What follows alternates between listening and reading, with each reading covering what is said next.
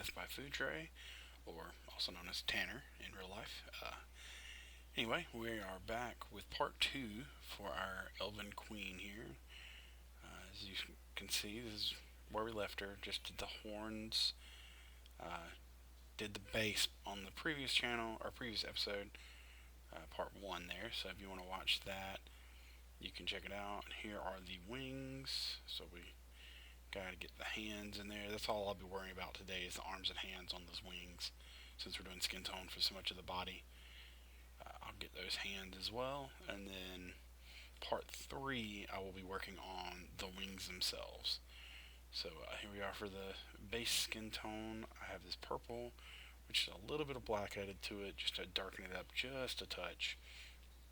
Mix that up there, and we're going to do purple as the base layer for the skin, and then we'll layer that up with a brownish red, and then finally the actual skin tone highlight here that I have. You can see kind of right above my hand. That's the final color. So yeah, I'm gonna speed this up just a little bit, and you can see the process I go through of painting the skin.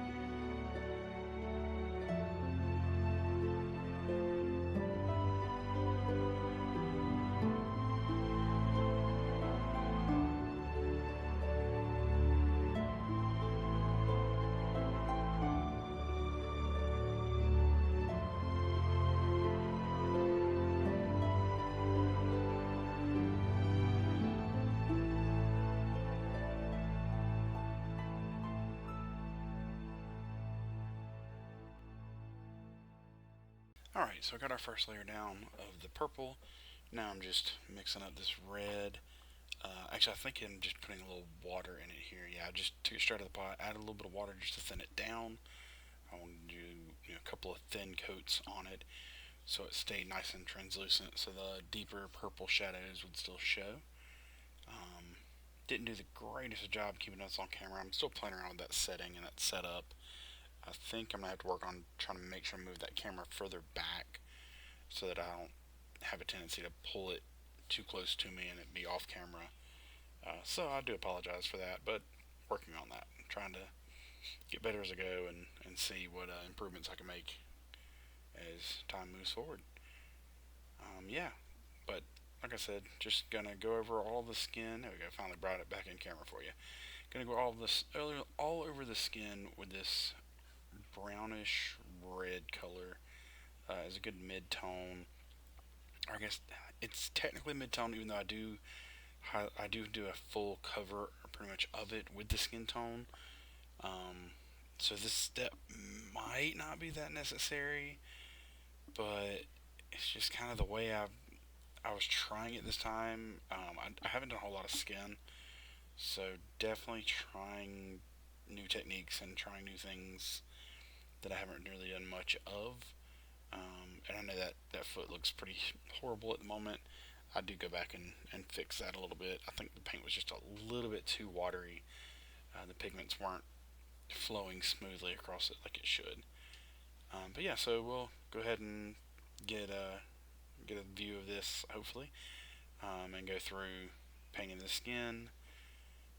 This brownish cover or just layer, sorry, of brownish red, and I'll be back to talk some more once I get this layer done.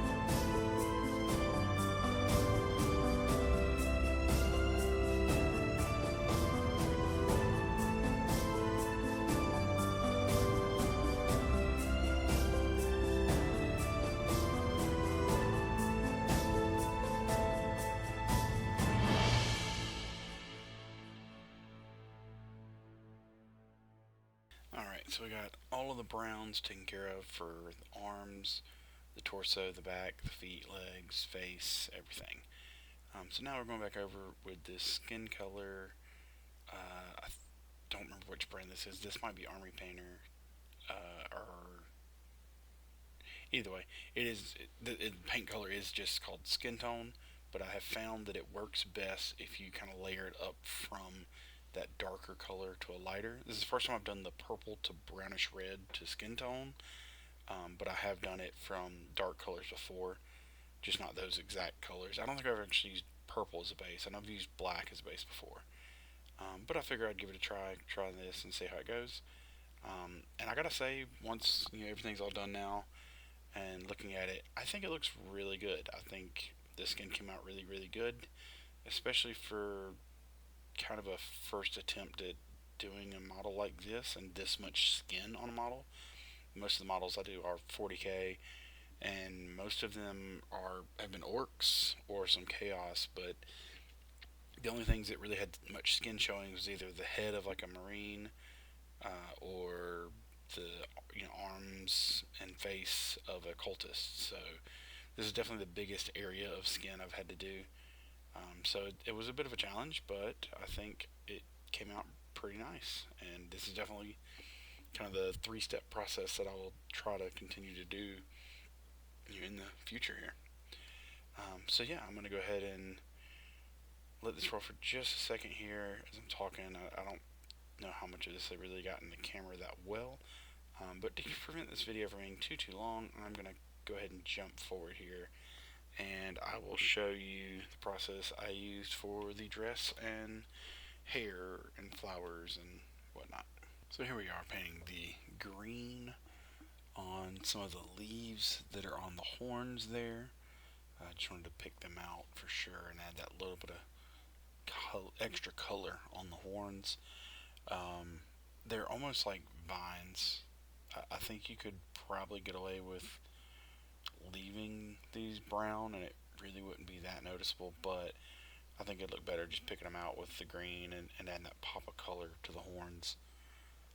But yeah, so do that, and then once we get a couple layers on that, I will jump over here and I'll show you what we have next. And here we are with the purple that I decided to go with for the dress. It's a very pale, kind of light purple. I thought it would be nice to have just a little more mellowed out tone, a little lighter tone for the dress rather than going with something bold or bright. I think it looks pretty good contrast wise as far as not taking too much of the attention. The dress wasn't something I wanted to be a main focal point. I wanted it to kind of be obviously there, look nice, but not be the main thing that draws the eye. Like the flower at the base, which I'm going to go back and do a little more detailing on to try to draw a little more attention to, as well as the horns, the vines, the wings are going to be a big focal point. So the dress I wanted to look nice, but not to really draw too much attention to, and not really be the main focus of this piece. So after I got done with the purple in the dress, I went and did a little bit of dry brushing of this light blue across the dress for some highlights, and absolutely hated the way it came out. Definitely had too much paint on the brush, and it kind of looks terrible. So I actually went back and fixed that after all of this. I don't know if I actually recorded that or not, but here I just went through with this real light blue, picked out all the flowers. The wreath around her head ends up with the light blue as well. And like I said, just all the flowers down the dress. Again, I didn't want it to be too bright on the dress and the accents, but still I think it's a nice little color with it, especially with the rest of the flowers on the vines being purple. Just something different. These flowers obviously would have come from somewhere else in her kingdom, I guess, as opposed to where she's standing currently. But like I said, picked out the ones in her hair as well with that blue. And then across the top of her head there, the crown, end up doing that in the light blue as well. And again, I fixed all the dry brushing on the model itself, on the dress there. It just was a little bit heavy on the paint. I think I had the right idea, but just went a little heavy on it. So I'll have to had to go back and fix that, and that's something to work on in the future. I haven't done a whole lot of dry brushing lately, so I definitely need a lot more practice on that. So, quick little side note here. This is the hair. I started with this yellow, and over that gray, it really came out as a lot more green than expected, and I didn't really care for that too much. So I went back with a little bit darker yellow, and went over it to try to turn it into a little more of a blonde, and I definitely like the way that came out a lot better. But yeah, the green I just thought was it just didn't quite fit for the model. So here you can see a pretty good side by side of the original color of yellow that I didn't really care for the way it came out, that real green, and then after I went over it with the darker yellow to make more of a blonde color. And then here we are with the finished model all together, or at least this portion of it.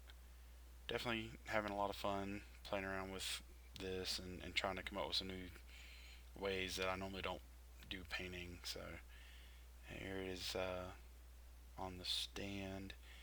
That's going to be fun to try to make that fit, and the wings are going to be a real pain in the butt to glue in and hold, but should be a really pretty model once I'm all done with it.